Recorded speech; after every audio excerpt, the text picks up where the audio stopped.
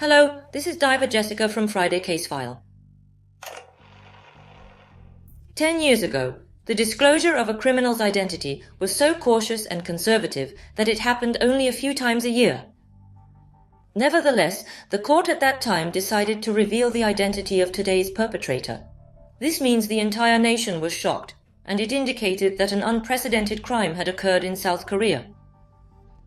A little past midnight on July 10, 2013. A young-looking man walks into the Yongin-donggu police station. But as soon as they saw him, everyone there immediately recognized who he was. This young man was none other than Shim Ki-seop, the prime suspect in the murder case that took place in Gihung, Yongin, just 2 days before on the 8th. He declared, "I'm here to surrender." Although he said this, he was already identified as a prime suspect and was being relentlessly pursued by the police. After turning himself in, his demeanor throughout the investigation was remarkably calm. He sat casually on the chair, wearing slippers and shorts, even taking the time to look around. When the police pressed him about his motive for the murder, he casually responded, "Well, I just wanted to experience what it is like to kill someone." Even veteran detectives said they had never seen anyone like him, and were left speechless. In fact, when you looked at this man from the outside, Shim Ki-seop appeared to be just an ordinary young man. However, the murder case that he committed just a few days earlier was unimaginably horrific. Today, we will sequentially review the murder diary of South Korea's notorious killer, Shim Ki-seop.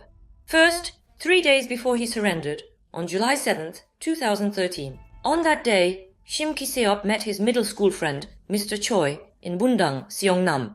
Choi was a first-year university student, while Shim Ki-seop was working part-time at a nearby coffee shop. These two had one thing in common. They didn't really like drinking. So they went to a DVD room to watch a movie, and then spent quite some time at a billiard hall. Subsequently, they decided to head to a motel located in Singil-dong, Gihung-gu, Yongin to rest for a while. At that moment, it was approximately 5:30 a.m. on Monday the 8th. The two checked into room 807 of the motel. The two fell asleep in the early morning and woke up late around 2 p.m. At that moment, while lounging around in the room, Shim Ki-seop suddenly felt bored and thought about inviting another person over. At that moment, he decided to invite Kim, an 18-year-old girl he had known for a while. It was 3:30 in the afternoon. Kim arrived at the motel room where Shim Ki-seop and his companion were staying. Actually, Shim Ki-seop and Miss Kim had only crossed paths twice before, so it was a stretch to say they were well acquainted. Simply put, just an acquaintance. However, there was a commonality between the two. Shim Ki-seop lived in Iran with his father when he was in 3rd grade. He has overseas experience. Then in 2008, he returned to Korea and joined the 2nd year of middle school. Yet, adapting to life in Korea proved to be quite challenging. Eventually, in his 3rd year of high school, he dropped out a year before the incident. Here, Miss Kim was in a similar situation. During her childhood, she moved to Singapore with her parents but struggled to fit in. 3 years ago, she returned to Korea and has been living alone since. Moreover, Kim had also left a high school in Bundang before graduating. It's possible that Kim, finding herself in a similar situation as Shim Ki-seop, felt a connection and grew closer to him. In any case, while the three of them were hanging out together and watching TV, their classmate Choi suddenly stood up out of nowhere. He said he needed to visit the eye doctor for conjunctivitis. And then at 4 p.m., Shim Ki-seop, offering to accompany his friend, left Kim alone in the room and stepped outside. While Choi was at the eye clinic for his appointment, Shim Ki-seop stopped by a nearby convenience store. And at this moment, for reasons unknown, he purchased an industrial-grade utility knife along with a smaller one typically used for stationery from the convenience store. Choi came out of the hospital. They went back to the motel. Inside the room, Kim was still there. A short while later, Choi excused himself from the motel room, mentioning he needed to be at school early the next morning. 7:30 p.m. At this point, Only Shim Ki-seop and Miss Kim remained in the room. And from that moment, a horrifying nightmare began.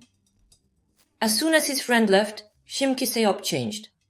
And then he tried to sexually assault Miss Kim with the cutter knife he bought earlier. But suddenly, ding-dong. The doorbell rings. The friend who just left Choi had forgotten his cell phone, so he came back to get it. At this moment, Shim Ki-seop threatened Kim to keep her from screaming. Then, he opened the door slightly. He handed the phone to his friend, acting normal. At that time, Miss Kim was so terrified that she was almost paralyzed with fear, without even a chance to ask for help. The motel door closed once again. But in the meantime, Miss Kim quickly grabbed her phone and tried to send a message to someone. But Shim Ki-seop noticed this. Then, after he forcefully grabbed her phone, he tripped Miss Kim by kicking her legs as she attempted to escape. She screamed loudly and resisted with all her might, but in that moment, Shim Ki-seop, fearing that her screams might be heard by someone, ultimately ended up strangling her to silence her. Everyone. Up to this point, it can be seen as a rape murder case where the perpetrator attempted to sexually assault the victim before killing her. However, it was only after her death that Shim Ki-seop's gruesome and horrifying actions truly began to unfold in earnest. 9 o'clock at night. Shim Ki-seop found himself staring at the lifeless body of Kim, his gaze unwavering. At this moment, he wasn't feeling guilty about the murder. His unsatisfied sexual desire was more important. And then he indulged in his twisted desires in a manner that would be unimaginable to most people. While such cases are more commonly heard about in international incidents on shows like Saturday Mystery, they are exceptionally rare in South Korea. Especially considering that Shim Ki-seop was only 20 years old. Having such tendencies made this case extremely dangerous. 10 p.m. Shim Ki-seop dragged the body to the bathtub. He submerged it in water and began dismembering it. He took out the utility knife. He cut off pieces of flesh. He flushed them down the toilet. Throughout this process, the toilet kept getting clogged repeatedly, and at one point, Taehyun even called the front desk to ask if he could borrow a plunger. He was so brazen and audacious. This procedure went on for an extended period, and eventually all the blood was drained into the sewer. Afterward, he crushed the remaining bones into small pieces, which makes one wonder how that was possible with a utility knife. During the process, the knife broke. In the middle of the night, he went out to buy a new utility knife. At that time, Shim Ki-seop acted very calmly and methodically. He wasn't under the influence of alcohol. He carried out this horrific act in a completely sober state. That went on for a staggering 16 hours. Eventually, after more than a day had passed, it was 1:34 p.m. on July 9th when Shim Ki-seop was spotted at a nearby supermarket. He bought a large bag meant for storing kimchi to put the bones in. At 2:07 p.m., he eventually checked out of the motel, carrying with him the bag that was filled with bones. The scene of him moving the bags was clearly captured on the motel's CCTV. Afterward, he took a taxi and made his way back to his home. At the time, Shim Ki-seop was living in a modified shipping container in Cheoin-gu, Yongin City. Living in a container box does not necessarily mean he came from a deprived background. Quite the contrary. His father worked at a large company. His mother was an elementary school teacher. However, while dropping out of high school, he had conflicts with his parents. After that, he lived almost completely out of contact with them, receiving no support. Let's take a moment to delve into his mental condition. Shim Ki-seop was battling intense depression. So, in October 2012, he even tried to take his own life because of his condition. Based on the accounts of those who worked with Shim Ki-seop or went to school with him, it appears he was quite introverted and did not engage much in social interactions. In other words, at that time, Shim Ki-seop was living a rather isolated life without any family or close friends around him. Yet, it's important to note that he never exhibited any odd or psychopathic behaviors in his everyday life. But how could a person like him commit such a heinous crime so suddenly? But you know, as the details of this case came to light, there were even more shocking revelations to come. While Shim Ki-seop was dismembering Kim's body, he recorded the scene of his crime. He even sent these to his ex-girlfriend and his friend Mr. Choi, who had just left the motel. There were as many as 16 photos. In the message he sent at that time, "I'm handling the body right now. This is the first creation I am sharing with you. Want to collaborate with me?" These were words that are hard to even say out loud. The ex-girlfriend and Mr. Choi. They did not believe it, especially in Choi's case. They assumed he was just playing around with some photos he had found on a website. It's hard to believe. We were just in the room together. Moreover, the perpetrator, he also left a message on his social media that hinted at his crime. Scatter and drift away as ashes. You had no emotions at all. Everyone, what do you feel? This was a message devoid of any sense of guilt. Meanwhile, the family of the victim, Ms. Kim, from the evening of July 8th, they couldn't get in touch with their daughter. So, worried, they eventually filed a missing person report around 8 p.m. the next day, July 9th. The police, investigating Ms. Kim's whereabouts, discovered that the last person she met was Shim Ki-seop. By finding the CCTV footage from the hotel where Ms. Kim stayed, they finally identified Shim Ki-seop as a prime suspect. After that, they quickly pursued him. But Shim Ki-seop also knew that his image was captured on the CCTV. He even sent a photo to his friend. So, naturally, he must have realized that the police investigation would soon focus on him. And then, in the early hours of July 10th, at exactly 12:30 a.m., Shim Ki-seop walked into the police station on his own and confessed to the crime. However, turning oneself in usually means the perpetrator feels guilty and confesses, even if the authorities haven't pinpointed their identity yet. But in Shim Ki-seop's case, it was already certain that he was the culprit. So it might be more appropriate to see it as voluntary surrender. Legally, both cases are considered voluntary surrender. So, the reason he turned himself in?